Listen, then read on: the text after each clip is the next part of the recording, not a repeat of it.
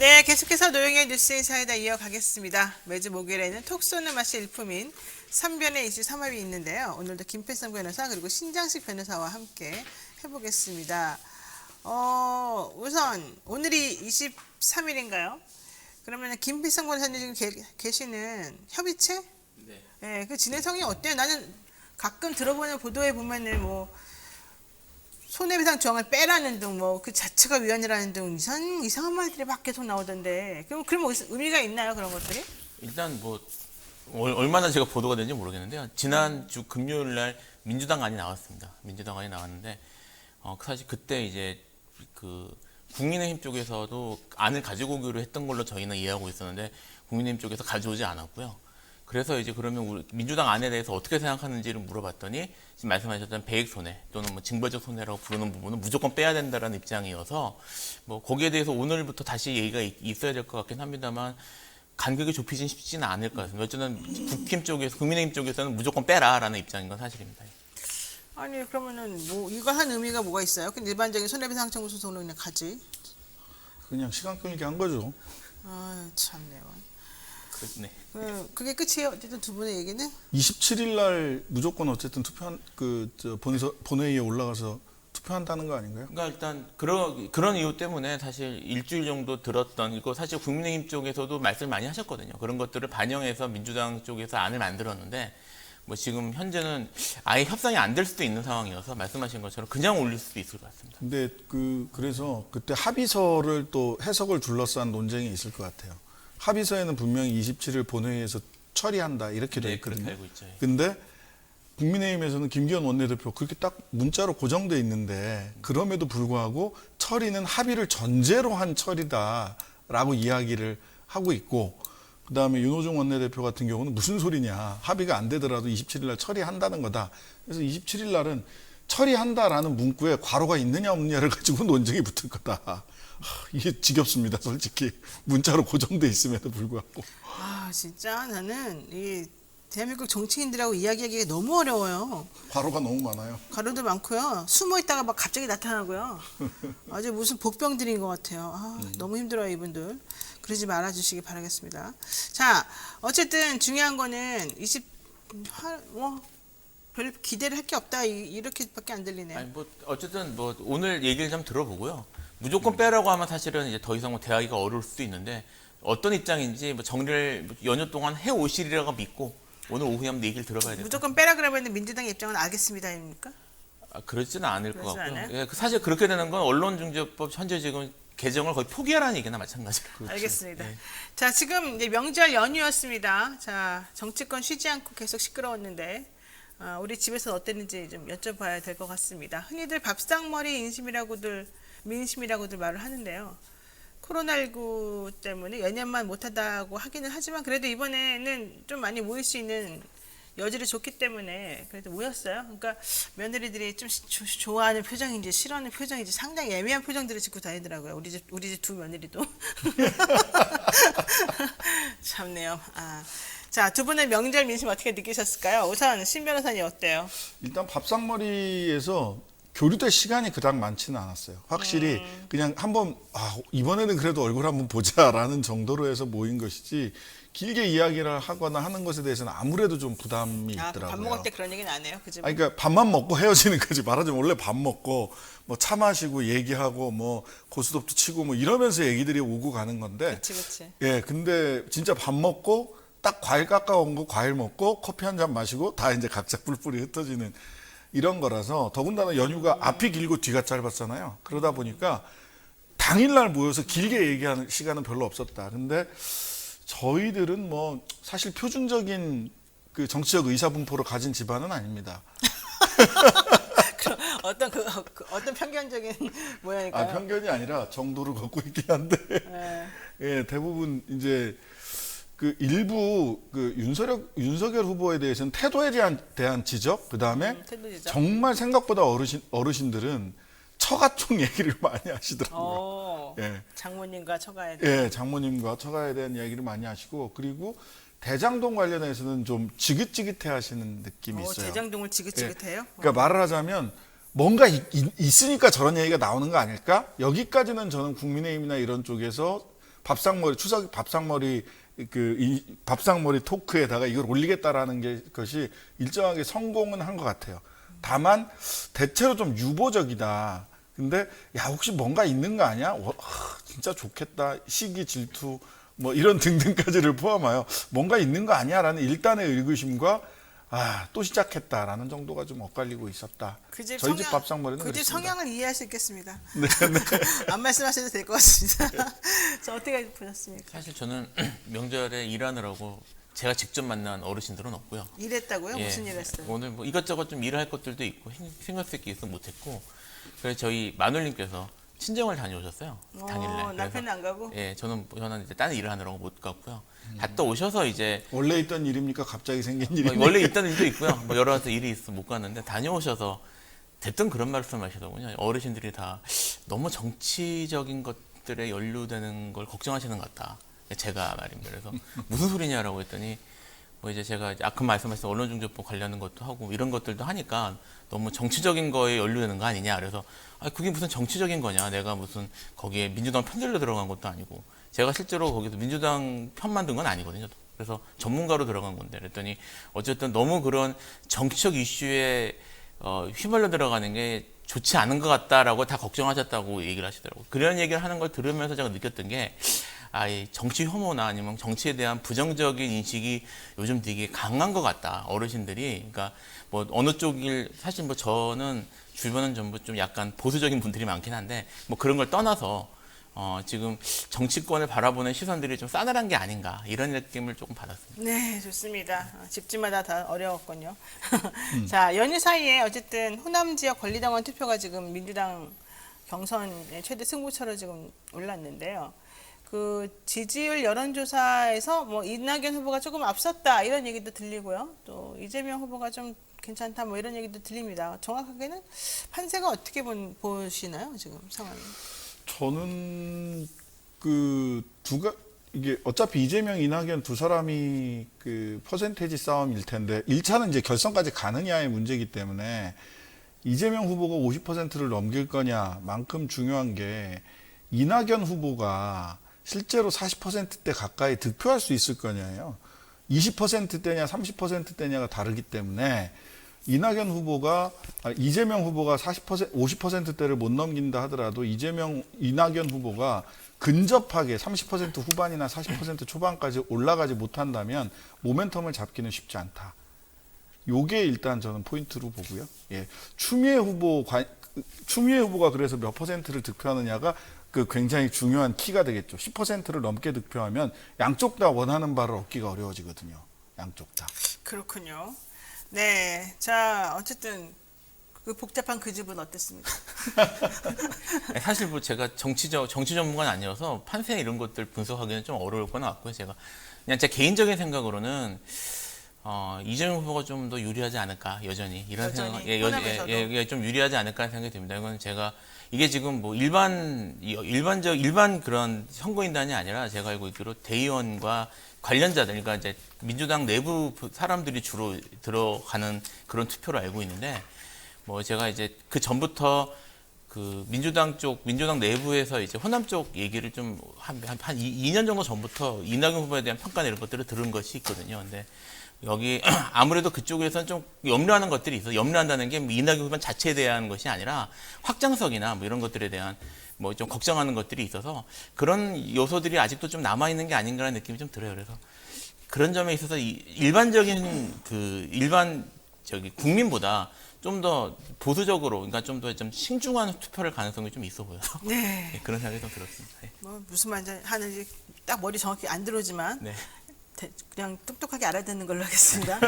그 저한테 맨날 유튜브 잘한다 막 저희 엄마를 통해서 칭찬하시는 어떤 어머님의 지인이 계세요. 친구분이시라는데 그분이 약간 다단계 이런 데서 만난 게 아닌가 좀 걱정이 되겠습니다만은 어쨌든 그분이 전화를 하셔가지고 내가 우리 노벨의사의 그 프로그램 뉴스 토마토 그 프로그램 잘 듣는다. 구독도 내가 눌렀고 댓글도 많이 썼다. 좋아요도 누르고 막 엄청나게 열심히 해주셨어요. 내가 너무 감사해서 정말 감사합니다. 앞으로 열심히 하겠습니다. 이랬거든요. 그랬더니 그 다음에 그런데 이제 내가 경남 사천 사람인데 서정옥 변호사도 좀 부르고 고영신 평론가도 좀 부르고 그래서 그분들의 의견을 골고루 들어봐야 되는 거 아니냐 딱 얘기를 하시는 거예요. 그래서 나를 막 그렇게 열심히 열성적으로 들으시면서 좋아했다는 그분의 그거하고 좀 안 맞긴 안 맞잖아요. 보통 저를 좋아하시는 분들은 그런 분들은 아니더라고요. 그래서 제가 조금 당황하긴 했는데 그 말을 듣고 깜짝 놀란 게 정말 그런 것들이 필요하겠구나 사실 그 생각이 들었어요. 그래서 우리가 그 추석 때는 이제 서로 식구들끼리 속마음을 이제 얘기를 할 때 분명히 모든 식구들이 다 이렇게 한 곳으로 가는 건 아닐 거잖아요. 그래서 저는 이번에 연휴 동안에 오히려 이렇게 뭐 진흥논리나 이런 거 빼놓고 좀 그런 종류로 좀 얘기가 더 많이 오고 가지는 않았었을까. 서로가 각자 좋아하는 이런 뭐 우리 집안의 성향은 차치하고라도 그런 게 좀 있지 않았을까 생각을 좀 하고 기대를 했었었죠. 근데 그런 게 있었던가요 혹시? 그런 건 잘 모르겠어요. 사실 저는 저희 집은요 좀 약간 그 보세요. 정치 얘기를 좀 안 하는 그렇지 않아요? 분위기도 해요. 그래서 좀 그런 것도 있는 것 같아요. 그렇군요. 여기는 어때? 뭐 저희들은 뭐 자연스럽게 우리 못할 바는 없어요. 근데 이제 가끔 저희 어머니가 분노 조절이 잘 안 돼서 저 나쁜 것들 하면서 말씀을 시작하면 그래서 이제 자식들이 말리죠. 뉴스를 보지 마세요. 그리고 건강에 안 좋으십니다. 그러구나. 저희 어머님이 굉장히 강력하시기 때문에 특히 어느 쪽에? 뭐 아들의 성향과 다르지 않으십니다. 아들의 신경과 유사하다. 좋습니다. 자, 그런데 이 얘기가 들리더라고요. 추석 연휴를 계기로 해서 국민의힘에서 윤석열 내서론이 좀 사라졌다. 홍준표가 오히려 쫙 올라가가지고 홍준표가 대항마가 될 수 있다는 인식이 퍼졌다. 이게 밥상머리 민심이다. 이렇게 좀 얘기하는 게 있어요. 요거는 물론 제가 보기에는 홍준표 쪽에서 지금 계속 푸시하고 있는 얘기인 것 같긴 한데 어떻습니까? 근데 이거는 최재형의 낙수, 그러니까 소위 윤석열 후보는 굉장히 그 좀 위험도가 높다라고 하는 것 때문에 최재형 후보가 그걸 본인의 강점으로 잡았었거든요. 그다음에 그래서 윤석열 후보에서 이렇게 지지율이 빠지면 최재형 후보가 받아갈 거다라고 하는데 전혀 그렇게 못하고 있어요. 극단적으로 너무 오른쪽으로 가서 최근에는 낙태반대 1인 시위까지 하시더라고요. 이건 무슨 뭐 법관 출신이 헌재 판결도 헌재 결정도 무시하는 거 아닌가 싶은데 헌법 불합치인가? 예. 헌법 불합치 돼가지고 지금 대체 입법 지금 준비하고 있는데 그런데 최재형 후보가 10%대에서 시작했던 후보가 3%그 아래로까지 떨어지고 있고 4강에 진입하기가 쉽지 않을 거다라고 하는 분석을 하고 있잖아요. 그러다 보니까 윤석열 후보에게 더해지는 고발 사주 의혹 등 각종 공격에서 불안감을 느낀 표심들이 대구 경북이나 이런 쪽에서도 홍준표 쪽으로 돌아가는 거예요. 대체제를 최재형에서 찾은 게 아니라 그러니까 윤석열이 위험하다라는 것에 의해서 대체제를 찾아야 되는데 정치라는 게 대체제가 없으면 쉽게 못 옮겨가는 거거든요. 그렇죠. 지지율이. 근데 대체제가 최재형이 아니라 홍준표 쪽으로 넘어가 보는 거예요. 양쪽 다 위험하지만 양쪽 다 조금 위험성이 있는 후보 아니야? 그런데 윤석열은 검증이 안 됐고 그래도 홍준표는 어쨌든 간에 한번 수십 년 동안 검증을 받은 사람 아니야? 라고 해서 넘어가고 있는 거라. 그래서 단순히 홍준표 후보 쪽에 단순히 그 여론용 그 홍보 논리만은 아니다라고 저는 보입니다. 홍보 논리만은 아니다. 여론용으로. 네. 그러면은 어쨌든 간에 윤석열이 빠지고 있는 거는 일반적인 흐름인 것 같다. 네. 그러면 홍준표는 가능성이 매우 높다.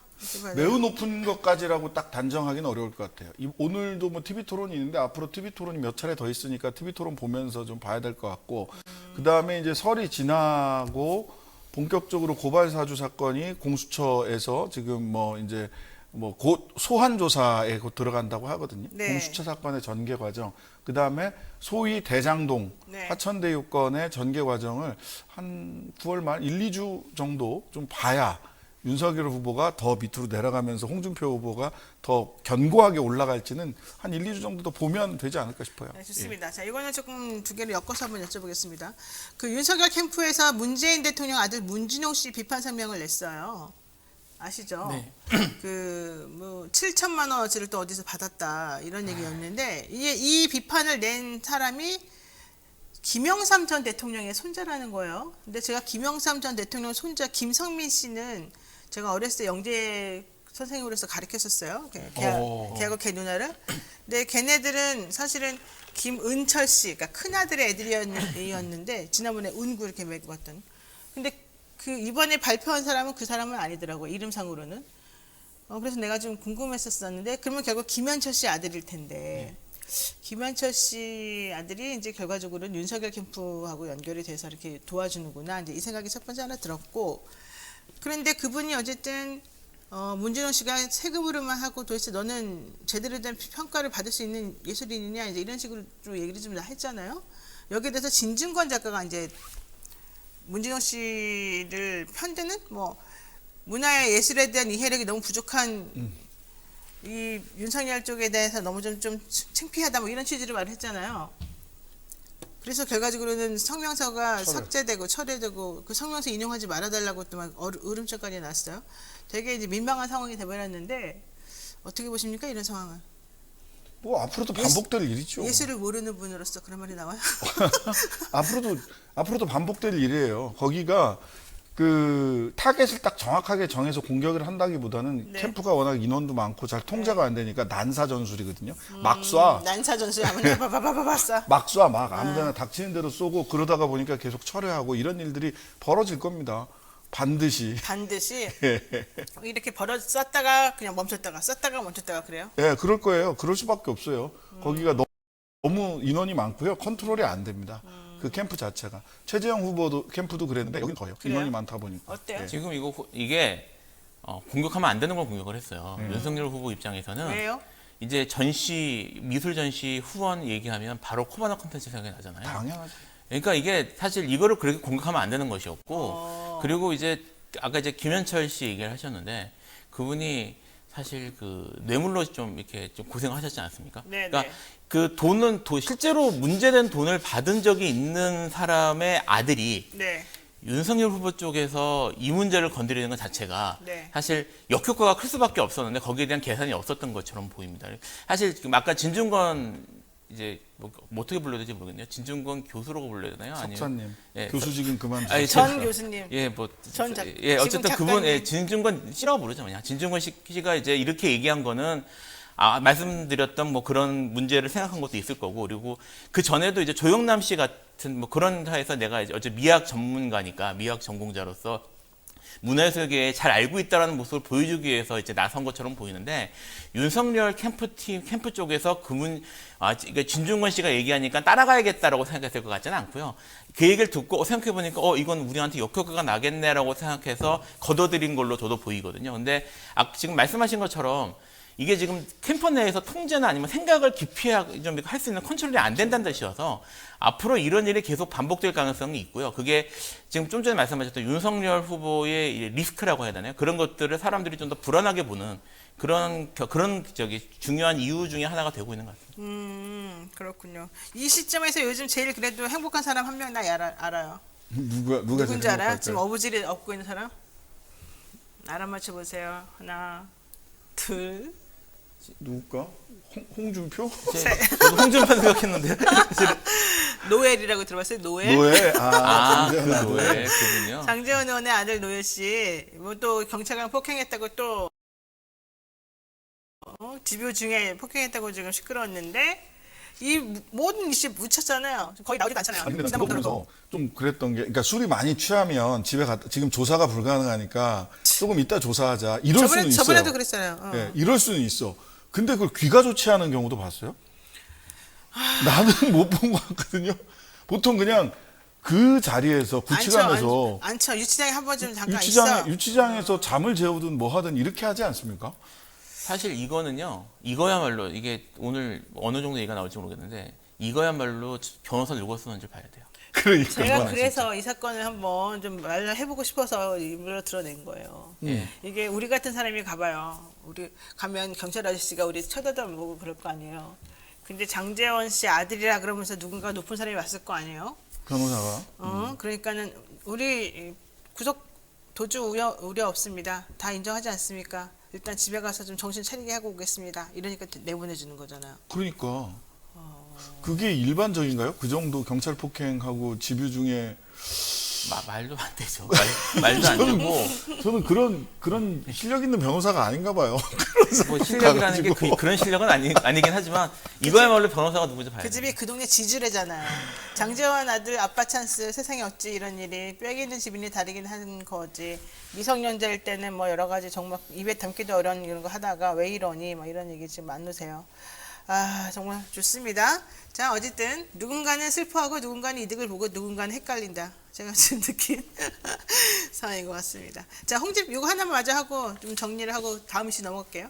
홍준표 후보가 추석맞이 라이브 방송을 했습니다. 대통령이 되고 나면 문재인 정권에 있었던 모든 민생 관련 부정부패를 깨끗이 청소하겠다. 뭐 이런 얘기. 결국 이게 정치 보복을 의미하는 거 아니냐 이런 얘기 나오면서 또 지난번에 했었던 토론회에서 조국 수홍 얘기했었잖아요. 그거랑은 또 완전히 궤가 달라지는데 왜 이랬다 저랬다 하느냐. 완전 광폭행보다 아니다. 이거 스텝이 꼬인 거다. 이런 얘기 하고 있어요. 자, 요거에 대해서는 총평을 한 번씩 들어보겠습니다. 우선 김필성 변호사님. 뭐 정치 보복이라는 말도 있는데 사실 보복이라기보다는 이제 국민의힘 지지자들에게 어필한 거죠. 한 거고 실제로 이렇게 할 가능성은 꽤 높습니다. 홍준표 보복이라기보다는 정치 보복하는 게 이제 칼을 휘두를 가능성은 충분히 있습니다. 이게 뭐 초반에 만약에 홍준표 후보 입장에서는 어쨌든 그 어필해야 되는 대상이 네. 결국 이건 사실은 윤석열 후보도 마찬가지인데 국민의힘에서 특히 이제 박근혜 쪽에 대한 향수를 갖고 있는 사람들에게 어필할 필요가 있거든요. 네. 그걸 어떻게 넘느냐가 되게 중요한 이슈가 될 텐데 뭐 여기에 대해서 같은 모습을 보이겠다. 그러니까 내가 여기에 대해서 무슨 이렇게 적폐나 그쪽 입장에서 보기에 뭐 이런 문제들을 내가 사법 처리를 하겠다는 모습을 보이는 게 어필되는 것도 있을 거고요. 실제로 대통령이 정말 된다면 어느 정도 그런 모습을 보이는 것으로 초반에 그런 국정이나 이런 것들을 잡을 가능성이 있어서 저는 이거는 뭐 충분히 좀 의미 있는 그쪽 입장에서는 그런 발언이었다고 생각합니다. 그러니까 어쨌든 정치 보복이라는 걸로 날아가려는 그런 2030을 조금 다시 끄집어 온다. 자기가 조국 수홍하면서 사람들이 지금 화를 냈던 것을 좀 받아들이면서 그게 효과가 있을 것이다. 어떻게 보세요? 지금 말씀하신 대로 이슈로 덮는 작은 이슈로 덮는 건데 그쪽 입장에서는 심각하겠죠. 조국 수홍이라는 얘기를. 근데 사실 본인의 철학이나 가치관에 따라서 내가 보기에도 심했다. 조국 일가 수사는 이거였는데 그러니까요. 이걸 그렇게 손바닥 뒤집듯이 막 뒤집으면서 야 나한테 막 뭐라 하는 사람 많으니까 나 이거 그냥 옛날 거로 돌아갈래. 이거는 좀 너무 웃긴 거 아니에요? 한 달에 대통령이 되겠다는 사람. 장기적으로 봤을 때 중도층을 잡는 데는 일단 좋지 않은 스텝일 수 있어요. 근데 지금은 어쨌든 당내 경선 중이니까 일단 네. 열성 지지층과 당원들을 향해서 메시지를 던지고 있는 거라서 단기적으로는 효과를 볼 수 있을지 모르겠지만 중장기적으로 실제 대통령 후보가 됐을 때는 이런 갈짓자 행보가 굉장히 부담이 될 겁니다. 예. 눈앞만 보는 거죠. 일단 경주마처럼 지금 눈 가리고 열심히 당내 경선에만 뛰어들고 있는데 대통령 후보로서의 경쟁력은 하락시키는 선택일 거다. 그럴까요? 예. 홍준표 후보 수박입니까? 그분은 대체로 토마토에 가까운데. 토마토. 이따가 뭐 있으니까 얘기할 텐데 우리 원래 했던 얘기거든요. 수박, 토마토, 사과 이게 있잖아요. 토마토는 겉과 속이 다 같이 빨간 사람, 수박은 겉은 빨간데 속은 하얀 사람. 사과. 그다음에 토마토는 겉은 파란데 속은 빨간 사람. 이래서 옛날에는 소위 운동권들의 이념 성향과 겉으로 드러나는 걸 진짜 빨갱이는 토마토다 뭐 이런 얘기 했었거든요. 이거 보세요. 네? 수박처럼 위정하여 뭐 이랬었는데 여튼 그렇네요. 정말 이런 식으로. 홍준표는 토마토에 가까운 사람이에요. 근데 약간 지금 푸른기가 도는 토마토? 그분이 마지막이니까 그분도 절박하겠죠? 예. 지금 이제 어필을 사실 아까 말씀하셨던 조국 관련된 어필하는 거는 지금 홍준표 후보가 이렇게 올라간 가장 중요한 이유 중에 하나가 자기는 역선택 생각을 했을 테니까요. 지금 민주당 지지층 중에서 자기가 지지하지 않는 후보가 만약에 민주당 후보가 되면 차라리 국민의힘 쪽을 찍겠다는 사람들이 꽤 있거든요. 그런 사람들에 대한 어필이었다고 생각을 해서 아마 그런 얘기를 했을 거고 그랬다가 이제 그것 때문에 자기의 집토끼라고 할 수 있는 가장 중요한 경선에서 중요한 그쪽이 좀 흔들리니까 다시 이쪽으로 보이는 행보를 보이는 건데 지금 사실 홍준표 후보가 그렇게 갈짓자라고 해야 되나요? 그런 걸 바라보고 움직이는 그러니까 당장 자기의 지지율 때문에 뭐 그 사람은 지금 계속 올라가야 되는 상황이니까 그렇긴 하겠지만 그런 모습을 실제로 보이는 건 사실인 것 같습니다. 그럼 그 사람을 왜 연산홍이라고 불러요? 뭐지? 몰라요? 저도 처음에 이건 연성군에서 왔나 이런 생각도 했는데 잘 모르겠습니다. 이거는. 그러니까 조국 수홍 거기까지 이해가 됐잖아요. 네. 근데 연산홍이라고 부르더라고요. 몰라요? 연산홍이 예쁘지 않아요? 꽃이? 예쁘죠. 예쁘다는 뜻일까요? 진달래, 연산홍 비슷비슷해서 점이 있느냐 없느냐 이거 가지고 구분하는데 연산홍은 못 먹죠. 진달래는 전 붙여서 먹지. 연산군이 폭정을 펼쳤잖아요. 네, 그러니까 그래서 그러니까는- 그러니까는 연산군에서 온것 같은 정치 느낌이 보복 드는데. 얘기하니까 연산홍이라고 부른다. 이재명 캠프에서는 뭐 이런 얘기인가 봐요. 됐습니다. 자, 뭐야? 우리 저기 윤석열 후보하고 홍준표 후보 그리고 또 뭐 최재형 원장 뭐 이런 분들 얘기 여기까지 정리하도록 하고요. 자, 노영의 뉴스 인사이다. 오늘 메인 뉴스 들어가겠습니다. 신장식 변호사, 김필성 변호사와 함께하고 있습니다. 목요일 이슈 삼합 함께하는데요. 자, 호남 경선 시작되자마자 대장동 개발 의혹하고 이른바 화천 대유 의혹이 엄청나게 지금 시장을 달구고 있습니다. 이재명, 이낙연 후보 절대 화해할 수 없을 것처럼 보이기도 하죠. 거친 설전이 이어지고 있는데요. 자, 화천 대유 너무 의혹의 등장인물들이 많고 돈이 얽힌 문제다 보니까 복잡해요. 그래서 관계도까지 저희가 만들어 봤는데 보면서 한번 짚어보겠습니다. 화면에 한번 띄워보시죠. 자, 화면 잘 보이는지 모르겠습니다. 자, 왼쪽에 제일 가운데가 바로 이제 맨 위에가 박영수 특검이 있습니다. 박영수 특검이 있고 그 밑에가 이재명 후보가 지금 있습니다. 이재명 후보 밑에 이한주, 근데 바로 오른쪽에 김만배 지금 언론인이죠. 대표가 있고요. 왼쪽에 유동규, 그 다음에 권순일, 생명의 은인이라고 지금 표현이 되고 있어요. 그 다음에 강찬우 보이고요. 그리고 이성문이 보여요. 성균관대 동문, 김석배, 곽상도, 여기에 또 중요 인물 몇 명, 2명은 안 보이네요. 김의배는 김만배 동생이죠. 아닌가? 그 이한성, 물음표. 이한성, 그다음에 이제 기타 고재환, 이현주 여기 이렇게 지금 성남의뜰, 그다음에 화천 대유, 그다음에 천화동인 이 사람들 다 들어가 있고요. 유명한 사람들 다 있어요. 여기에 지금 저희 법인의 사람 2명이 빠졌어요. 법무법인 강남의 남모 변호사와 조모 변호사가 빠졌어요. 이 사람들 핵심인데, 그리고 이성문 변호사는 저랑 성대 87 법조 동문회 같이 다녀요. 그래서 이성문이랑 친했어요. 근데 이성문이가 저한테 사무실을 넘기고 같이 하자려더니 지는 혼자 또 다른 데 가버리고 배신자죠, 저한테는. 어쨌든 이런 인물들이 지금 막 있습니다. 자, 이 사람들을 전제로 놓고 우리가 한번 얘기를 한번 해보겠습니다. 우선 제가 개인적으로 아는 라인을 말해드릴까요? 박영수 특검 잘 알고요. 이성문 잘 알죠, 아주 잘. 김만배 세모입니다. 김만배는 알긴 아는데 친하진 않았기 때문에. 그 다음에 권순일 대법관 좀 압니다. 그리고 여기에는 곽상도는 그냥 형식적으로 아는 사람이고 잘 모르는 사람이고, 실제 강찬우는 조금 역시 형식적으로 아는 사람들이고, 실제 아는, 제가 또 실제로 친한 또 이 사건의 핵심이기도 한 남모 변호사는 여기 그림에 빠져 있어요. 또 조현성, 조 변호사님 이름이 빠져 있어요. 자, 어쨌든 요것들을 중심으로 해서 설명을 하면서 한번 이야기를 나눠보도록 하겠습니다. 필요한 경우는 제가 비하인드 스토리도 많으니까 법무법인 강남과 박영수의 비하인드를 알려주마, 이런 건 내가 해줄 수 있어요. 그것만 얘기해도 시간 다 가겠는데. 그럴까? 한번 해볼까? 예. 그거 풀어. 이거 남들 아무도 모르는 건데, 이성문의 비리를 알려주면 안 돼, 이런 거 할 수 있어요. 우리 PT 하지 말라는 듯한 취지를 말하는데요. 자, 어쨌든 이렇게 모아놓고 보니까 이제 지금 막 정신이 없는데, 자, 지난주에 비해서 뭔가 조금 주말에 인터뷰도 많이 나오고 그랬기 때문에 얘기 나온 게 있습니다. 자, 이거 좀 정리를 해보겠습니다. 우선 신장식 변호사님 어때요? 아니, 일단 저는 이 표에서 네. 이 표에도 이게 이제 기본적인 문제인데, 화천대유하고 성남시하고 네.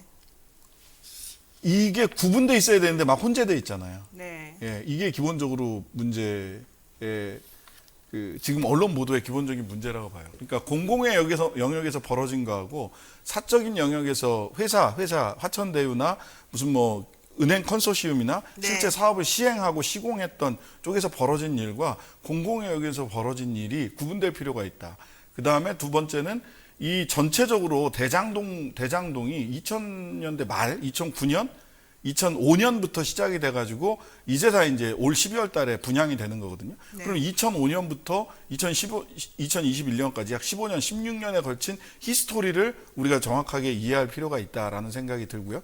세 번째는 돈 액수가 크고 그 다음에 관계가 복잡하고 뭐 SPC니 PFV니 무슨 뭐 이런 등등등 얘기가 나오니까 굉장히 복잡하거든요. 그러니까 뭔가 있을 것 같아라고 하는 생각을 하는데 몇 가지 기본적인 틀을 이해를 하고 나면 조금 보기가 이해하기가 편해지시지 않을까. 일단 뭐 그 정도 세 가지. 공공과 민간을 구분해야 된다. 히스토리를 알아야 된다. 핵심 용어는 이해하고 가자. 우리가 또 줄기세포까지 다 이해했던 민족이기 때문에 아무리 어려워도 다 이해할 수 있을 거다라고 생각이 되고요. 예. 어떻게 하십니까? 이 그림을 여기서 만든 거 아니시죠? 제가 알고 있기로 네, 아마 여기서 만든 거 아니에요? 예, 가져오신 걸로 알고 있고 제가 이 그림을 어제 정도를 봤는데요. 사실 그래도 본 기억이 있어서 제가 그 말씀을 드리는 거고요. 그리고 이 그림을 누가 만들었는지 모르겠는데 화천대유 관련된 의혹에 가장 중요한 포인트가 들어 있습니다. 이게 무슨 말이냐면 여기 지금 보면 이렇게 연결된 선만 딱 보면 엄청나게 유명한 사람들이 얽혀 있는 심각한 비리 구조인 것처럼 보이는데 그렇죠. 연결된 산을 잘 보세요. 보면 어떻게 얽혔는지가 구체적으로 안 나와 있어요. 뭐 성균관대 동문이니 오랜 지인이니 뭐 그래서 어떻다는 건지 모르겠는데 물음표 들어있는 것도 많고요. 생명의 은인 이런 것들이 들어 있습니다. 지금 생명의 이게 은인? 네, 여기 써 생명의 있잖아. 은인 두 개나 강찬호 있고요. 권순일 그리고 생명의 예, 은인. 여기 보면 오랜 지인, 뭐 최측근 이렇게 들어 있어요. 지금 이렇게 뭔가 심각하게 얽혀 있는 것처럼 보이지만 실제로는 이 내용이 들어 있는 게 구체적인 내용은 아무것도 없습니다. 그냥 말 그대로 이렇게 된 게 아닌가라고 생각하는 의혹 제기 정도에 불과하거든요. 그러니까 이 그림 자체가 지금 화천대유와 관련된 논란이 실제로는 구체적인 증거나 아까 이제 말씀하셨던 신장식 교수 말씀하셨던 구체적으로 어떻게 뭐가 연결됐는지에 대한 증거나 뭐가 아무것도 안 나온 상태에서 그냥 이런 이게 이 사람들끼리 서로 안다는데 서로 문제 있는 거 아니야라는 식의 의혹만 지금 계속 얽혀 있는 구조란 말이에요. 그거를 지금 나타내고 있는 게 아닌가 좀 생각이 좀 들었어요. 이거 보면. 이렇게 따지면 이 표에 그 우리 노영희 변호사님 예. 표에 나와도 전혀 이상하지가 이상하지 않죠. 않아요. 나 원래 나와야 돼요. 나를 이 표에 넣어줬어야 돼 원래. 내가 그랬으면은 이렇게 기분 안 나쁠 거예요. 근데 나를 안 놔줬어요. 그래서 내가 기분 나빠가지고 이성문한테 전화를 했어. 또 이 인간이 처음에 잘 봤더니 그 다음에 전화를 끊어버려. 지가 전화한다더니. 이 표엔 내가 나와야 돼. 내 얼굴이 어느 정도 나와야 되냐면 내가 이재명 후보는 잘 모르니까 박영수하고 이성문 요 사이에 나와야 돼요. 보여요? 여기 박영수 이성문 요 사이에.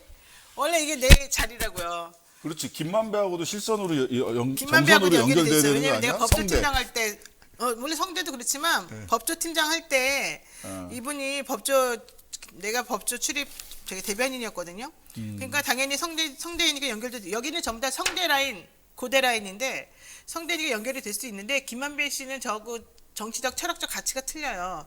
그래서 저랑 별로 안 친하고요. 김만배 씨는 내가 그냥 간단하게 비하인드를 알려주고 시작할게요. 우선 박연수 특검이 2013년도, 14년도에 2015년도 대한변협 회장이 되기 위해서 제가 그때 2013년도에 수석대변인 하고 있었는데 이제 움직입니다. 운동을 하십니다. 2014년도에. 그 운동하실 때 김만배 씨가 내가 도와줄게 형님 이러면서 다녔던 사이예요. 김만배 씨는 원래는 박연수 특검하고 친해요 원래는. 그리고 나는 앞에 나서서 뛰어 돌아다녔던 애예요. 근데 저하고 지금 여기 나오지 않았는데 핵심 인물이 있어요. 남모 변호사라고 있어요. 그분이 청화동인. 그분하고 또 다른 몇몇 젊은 변호사들이 박연수 특검을 이제 대한변협 회장시키려고 노력을 하고 있는 타임이었어. 그러니까 얼마나 우리가 친하게 지냈겠어요. 그렇죠? 그랬는데 이제 우리가 늦게 시작을 해가지고 사실 이분이 처음에 관심이 없다 그래서 늦게 시작했다가 마지막에 안 됐는데 아깝게 안 됐는데 그러면서 우리가 서로 그랬어요. 우리 서로 목숨을 같이 하기로 한 사람들이고 열심히 했으니까 앞으로도 서로를 도와주자. 특히 그 남모 변호사에게 내가 말했어. 야 누나가 너 때문에 여기까지 열심히 해서 뛰었고 이 노고를 입고 힘들게 했으니까 앞으로 내 먹을 건 네가 다 챙겨라. 예 형님, 예 누님 이랬어. 그래놓고 여기서 뺀 나 거야? 그래서 얘를 진짜 믿었지. 이제 그러고 난 다음에 일단 부험을 하나 들고 그다음 중요한 거는 이성문이에요. 이성문이는 나랑 친한데 얘가 우리 성대 법조 8주 동문회에서 나랑 동갑이기도 하고 이제 같은 모임을 하니까 근데 얘가 또 성격이 좋아. 이 친구가 그 당시에 2014년도 15년도 요 당시에 뭐가 문제였냐면 횡담도 서해안대교가 있는 횡담도 휴게소 아시죠? 횡담도 휴게소 사장이었어요. 근데 그거 정말 엄청나게 변호사가 잘 만들었다 해서 신기하다 그래서 우리 밥도 먹고 그랬는데 서해안 휴게소에 네 분이 붙어가지고 경쟁하던 경영진들하고 싸웠어. 그래서 그 직을 끝내고 나오는 타임이었어. 2013년. 나오면서 되게 을분의 차이 있었지. 그 타임 그게 다 끝난 게 아니라 한 1, 2년 더 계속 갔어요. 그 타임에 이 성남에 뜰 이 사업이 이제 있는 거야. 근데 얘는 시행이나 이런 걸 되게 좋아하는 친구였어요. 그러니까 얘가 이제 귀가 밝아가지고 이제 이쪽에 이제 아마 연결이 좀 됐던 것 같아요. 그러면서 자기가 하던 사무실을 나한테 넘겨. 야, 너가 여기서 하고 나랑 같이 하자 이렇게. 자기네 법인에 살에 나갔다 그러면서. 그래서 내가 좋다 그래서 이제 같이 하기로 했어. 근데 그렇게 해놓고 그 인간이 날라버렸어. 딴 사람들이랑 하겠다고. 널 배신한 거지. 거기까지도 좋아요. 그리고 난 다음에 연결이 잘 안 되고 지가 필요할 때만 가끔씩 연락이 왔었었는데, 그리고 난 다음에 이제 박영수 특검하고 김만배 씨하고 친하게 뭐 한다더라. 이제 이런 소문이 막 돌았어요. 근데 하필이면 그때 2016년도 이제쯤 됐을 때 박영수 특검하고 김만배 씨가 원래 친했는데 사이가 안 좋아졌어요. 뭐 때문에 고성이 오고 가고 수사하는 것 때문에 도와줘라, 뭐 누구 봐줘라 말아라 했다가 이제 뭔가 시끄러웠던 걸 알고 있어요. 그런 와중에 그 여기에는 등장하지 않는 매우 중요한 핵심인물 남모라는 사람이 사실은 깜빵에 갔다 왔죠. 왜냐하면은 이거는 원래 성남에서 공영 개발 이거 LH로 원래 공영 개발 시키려고 했던 건데 LH가 다 먹어버리기만 안 된다 싶어가지고 LH를 뺐고 대신에 민간하고 공공을 좀 집어넣자라는 식으로 이게 구도를 다시 짰거든요. 와꾸를 그렇게 짜는 와중에 얘가 그 LH가 실제 관여하지 못하도록 압력을 행사하는 사람 중에 한 명이었다. 이 남모 변호사가. 그래가지고는 이 남모 변호사가 감방에 들어갔어요. 그런데 나중에는 결과적으로는 이제 무죄가 됐죠. 나왔죠. 근데 그때 사실은 박영수 특검하고 이 남모 변호사는 상당히 친해요. 그래서 되게 수양 아들 삼을 정도였었어요. 그게 몇 명 아들들이 있었어요. 근데 어쨌든 그래서 걔는 그렇게 절치부심하고 갔다 온 다음에 다시 이 성남시 이 대장동 사건에 미련을 못 버리고 다시 이 사건에 뛰어들어요. 그래서 김만배하고 또 예, 친하거든요. 김만배하고 얘하고 이성문하고 그다음에 얘가 같이 데리고 다니는 다른 변호사가 있어요. 그분들하고 같이 이 사건 구조를 완전히 와꾸를 짜가지고는 우리 이렇게 들어가서 이렇게 하자라고 된 거예요. 근데 이 와중에 이제 김만배 씨가 워낙 자기가 법조 인맥이 좀 있으니까 사실 필요할 때마다 인맥들은 필요하잖아요. 그 인맥에 맞춰서 뭐 한 1,500에서 2,000 정도씩 그 월 고문료 주고 이제 드리고 필요할 때마다 사는 데서 갖다 쓰고 이제 이런 식이었는데 박영수 특검하고는 2016년 말까지는 괜찮았는데 그때 싸우는 바람에 제껴졌고 근데 2016년까지는 사실 한 일은 다 했지. 왜냐면 그때 그분이 우리은행 이사장이었기 때문에 의장단이었기 때문에 그분이 이제 할 수 있는 게 많아가지고 이제 자료 그러니까 돈 끌어오고 뭐 이런 거에 대한 조문 아마 조언을 해줬을 거란 말이에요. 어쨌든 그런 와중에 이렇게 전체적으로 그림이 다 그려져 있었었는데 그 중에서 이제 좀 싸우다 많은 사람들이 다 빠져나가고 자기네끼리 서로 으쌰으쌰하는 사람들이 나왔지. 내가 하고 싶은 말은 그게 아니라 이 사람들 전부 다 아직도 우리 법인에 소속되어 있고 한 명 그 최모 변호사님은 저기 밖에 다 가 있고 검사 출신인데 그러긴 한데 우리 법인에서 실제 활동은 안 하고 이름만 올렸던 사람이고 이 변호사들하고 특검하고는 관계는 거의 끊어졌어요. 사실은 그 중간에. 그래서 박영수 특검이 이름은 올라갔지만 실질적인 연결은 없는 것 같고 이 변호사들이 이런 일을 하면서 특별하게 어떤 그 불법을 저지른 것으로는 보이지 않아요. 불법은 저지르지 않은 것으로 보이고 다만 이제 그런 특수한 정보들이나 그런 특수한 구조 짜는 데 있어서 어떤 기여를 했다면 그 기여가 그리고 본인들에게 매우 유리한 구조로 가게끔 만들어진 거였다면 그 부분을 좀 확인을 해볼 필요가 있어요. 지금 여기가 갑자기 땅값이 많이 올라서 자기네들도 사실 놀랐대요. 이렇게 많은 그렇죠. 이익을 얻을 줄은 몰랐다. 그래서 이제 그것 때문에 좀 문제가 되긴 했는데 본인들은 전혀 위법이 없다는 입장이거든요. 그리고 다른 사람들도 분석을 해본 결과 좀 위법은 없어 보인다. 특히 이재명 지사랑 관련된 무슨 위법은 없어 보인다. 이게 요점인 것 같은데 어쨌든 제가 그 법무부의 강남에 있는 현재 소속된 변호사로서 지금 이 강남에 있는 사람들과 이 박영수 특검과의 관계를 다 이제 알려주는 거예요. 근데 아는 에피소드가 더 많으니까 질문하시면 내가 대답할 텐데 그거 이전에 이제 이 정도까지 전제 사실을 깔고 한번 그다음 얘기를 해보죠. 예, 이제 해보세요. 일단 히스토리를 알아야 되는데 여기가 2005년경부터 LH에서 개발하는 거. 이건 네, 맞아요. 민간이 안 들어오는 전적으로 LH가 토지 조성하고 그 당시는 뭐 토지 조성부터 분양까지 LH가 다 하는 거니까 시공사만 선정해서 하면 되는 거고 그렇죠, 하니까 그렇죠. LH가 전적으로 하는 거였어요. 근데 2009년에 이게 민영으로 넘어가요. 민영 개발로 넘어가면서 이 과정에서 아까 얘기했던 갑자기 LH가 더 이상 하면 안 돼라고 하는 이제 두 가지가 작용을 바로 하는데 그거예요. 예. 하나는 이명박 대통령이 당시에 야 이거 그 민영으로 웬만하면 민간에서 다 해. 그 소위 무슨 뭐 뉴타운 뭐 이런 것까지 하면서 웬만하면 민간에서 다 해 이렇게 된단 말이에요. 그러면서 LH가 민영 개발로 넘어가는데 이 과정에서 남모 변호사가 아까 등장했던 남모 변호사처럼 남모 변호사뿐만이 아니라 그 뭐 신모 전 의원 등 정말 그 당시 한나라당부터 시작해서 많은 사람들이 민영으로 이걸 넘기기 위해서 수많은 뭐 작업을 해, 로비, 작업을. 작업 뭐 이런 걸 하면서 한 9명 정도가 구속되는 사건이 벌어집니다. 맞아요. 예, 9명 정도가 구속이 돼요. 그런 다음에 민간으로 그래서 다 넘어가 LH가 철수를 해버려. 근데 이거를 그냥 민간으로 다 하기는 그렇다. 마침 이제 2010년도에 이재명 시장이 성남시장이 딱 되잖아요. 네. 그래서 성남도시개발공사를 만들어서 성남도시개발공사에서 다 할 수 있느냐라고 놓고 보니까 일단 자본이 없어. 맞아요. 그 시행을 할 수 있는 돈이 없어. 첫 번째. 그다음에 두 번째 그러면 지방채라도 발행하겠다라고 했더니 그거를 또 중앙정부부터 시작해갖고 그 지역에 있는 한나라당 소속 의원들이 전부 다 정치인들이 못하게 지방채 발행을 못합니다.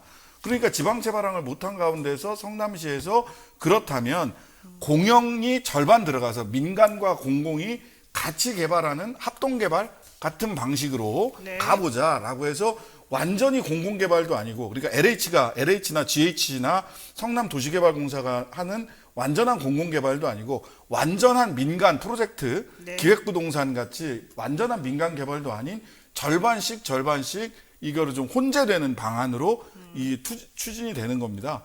그래서 실제로 지금 그 국민의힘 쪽에서 많은 분들이 왜 사기업한테 돈을 이렇게 많이 벌 기회를 줬느냐라고 얘기를 하지만 사실은 2015년 경만 해도 2010년에서 15년 사이만 하더라도 지금 국민의힘 쪽 분들 그다음에 이 프로젝트 법무법인 강남 쪽도 그렇고 뭐 이성문 씨도 그렇고 이 프로젝트 쪽에 있었던 분들은 순수히 민간 개발을 하고 싶으셨던 분들이다라고 하는 히스토리부터 좀 일단 확인을 해야 될 것 같아요. 예.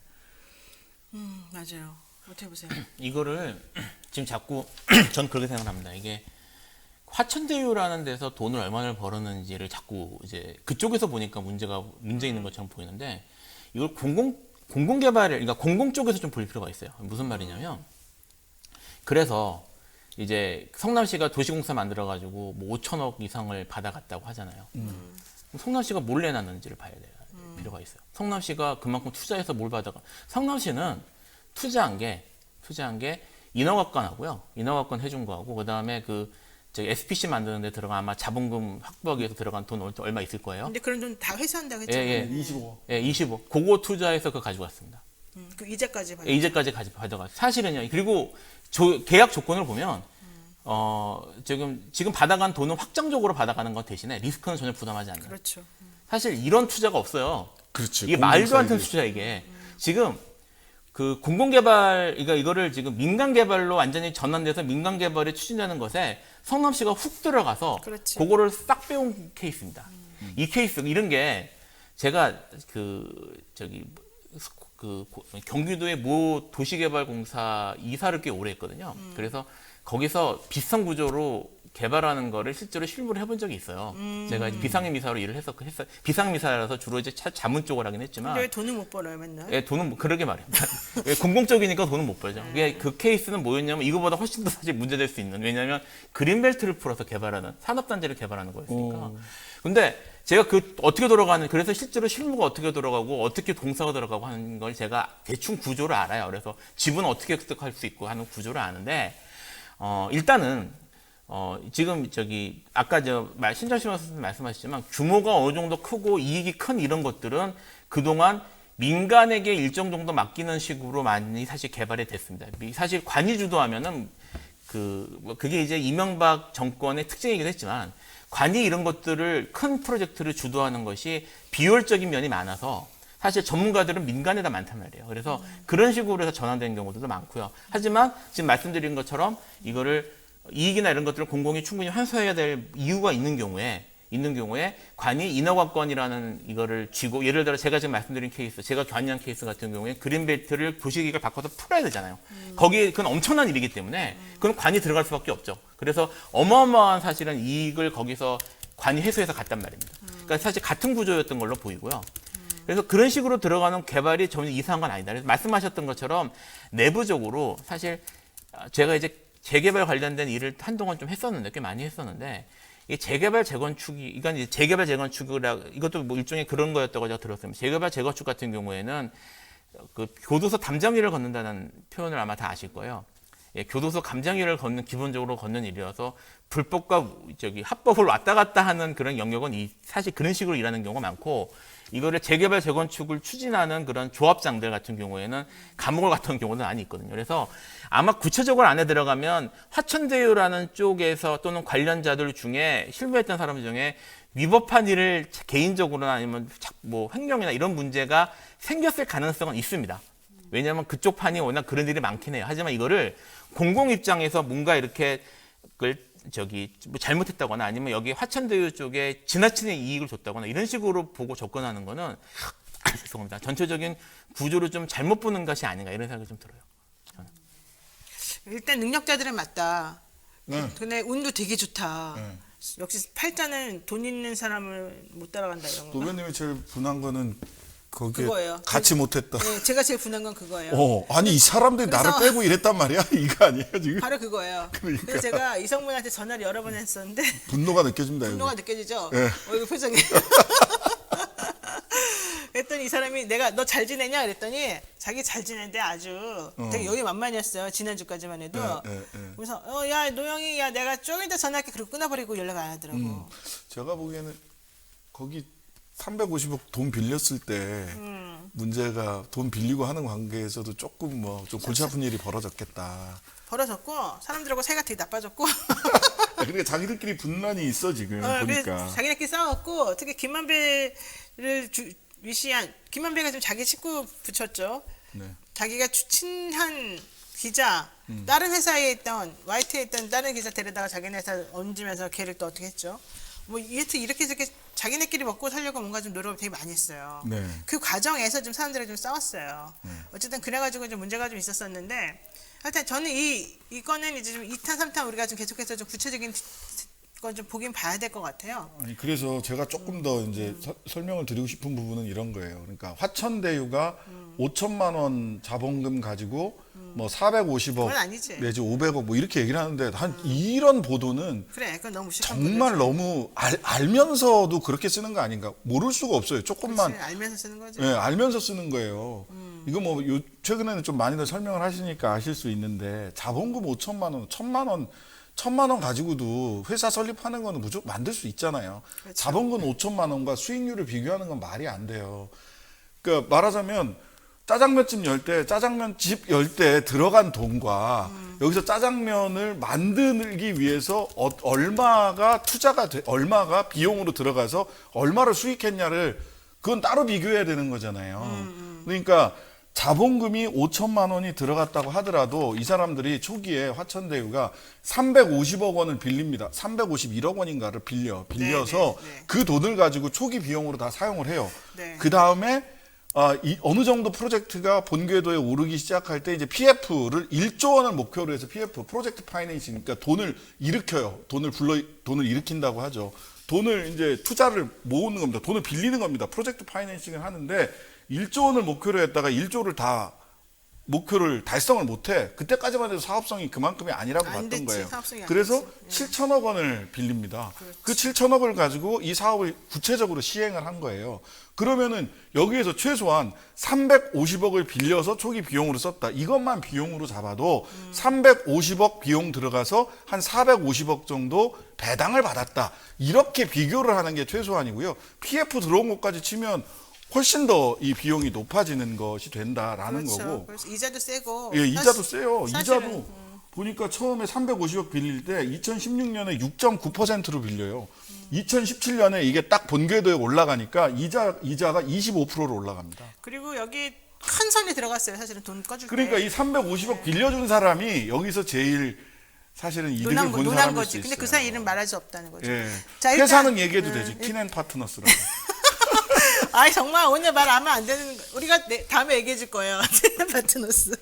딴 데서 더 말하겠지만 자, 어쨌든 신장식 변호사, 김필찬 변호사 그리고 제가 화천대유 잘 알고 있습니다. 이 비하인드부터 뭐 앞에 있는 것까지 저희를 앞으로 좀 주목해 주시고요. 저희가 정리해가지고 한번 야, 이거 특집 얘기해 방송 한번 특집 해야 방송 되는 해야 거 될 것 아니야? 같아요. 우리가 꼭 23화 아니더라도. 근데 지금 8시 33분이어서 끝내야 돼요. 벌써? 지금 우리 할 게 너무 많은데 하나도 못했어요.